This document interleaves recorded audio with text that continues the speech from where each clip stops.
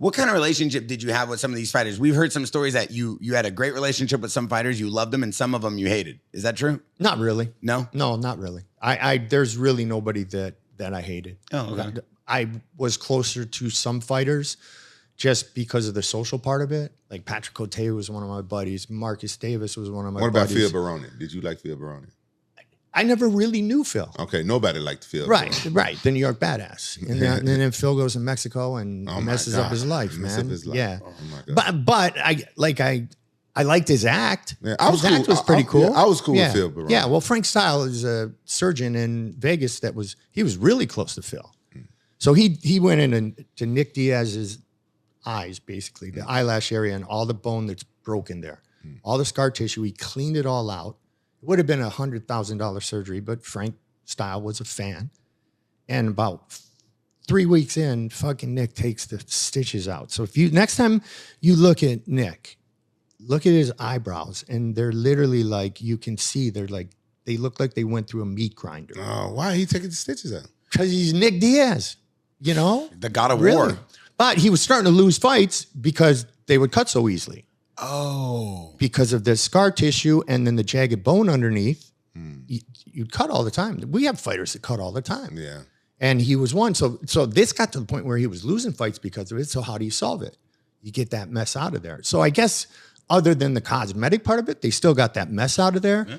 But cosmetically, I don't think the Diaz brothers care. Did you guys see the Dana White video he just put out recently about saying that Merab should have never posted that video of his eye cut open? Yeah. Yeah, it's all over the internet. He's like going in on Merab for posting a video of him. You know what? I didn't see that, but I was thinking the same thing. Like, I like Merab. I like him a lot and everything. But if I get cut in training, I'm not posting. I'm not telling nobody. Right.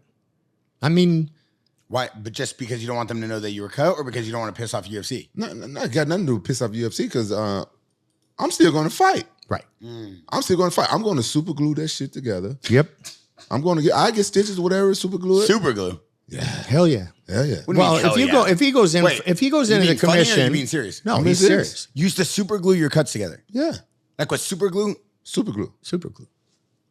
Bro, CVS. Walgreens. Don't mess with me right now. You used to get cut during camp and you would super glue your. I don't get cut that often, but yeah, you super glue it. Yeah, I have before. That's the craziest thing. I've never heard that. But if you walk in with stitches in a bad area and you're gonna go through all the pre-fight medicals, you're not going to be cleared to fight. Right. So you got to super glue it.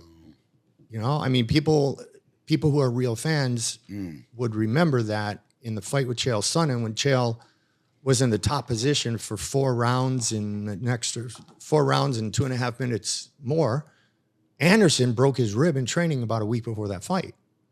So it just shows what Anderson was all about. And then the minute he had that chance for that triangle, bam, 1 minute, 50 seconds.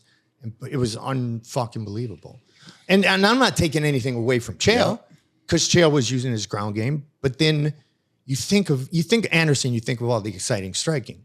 He's also a black belt in jiu-jitsu. And so he really didn't take a lot of damage from Chael, with Chael on top of him for 4+ rounds. If Anderson didn't have a broken rib, I don't think Chael would have got it in the second round. Well, what happened the next time?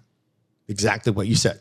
Yeah. Think about it. The rematch. Yep, the rematch. I don't even remember. It was a knee. Bad. It was a knee, and it didn't last long. Come on, Anderson Silva. If anybody knows anything, and you know, I love Uncle Chael. I watch Uncle Chael all day long. He's my favorite guy on YouTube. Yeah, he do love Uncle Chael. I watch Da Vinci Secrets and Uncle Chael all day. Hey, bro. One time I had to deliver something to his house, and you know, he told me the door's unlocked. Just walk in when you get in here. I walk in, and he was watching Uncle Chael on his big screen TV, but he was butt naked watching Uncle Chael. I'm walking in behind him. Something was moving, but I allegedly, I don't know what he was doing, but I'm walking in there with the JAXXON stuff that I had to deliver to him. He's watching Uncle Chael. And you're not sure if it was the remote that was moving. I assume, I don't know what it was. Thank you. Yes. I had the remote underneath the sheets, and he thought it was. Now that remote would touch the water in the toilet when you're taking a deuce. I just say this, figure I'd turn around and just put the stuff down. So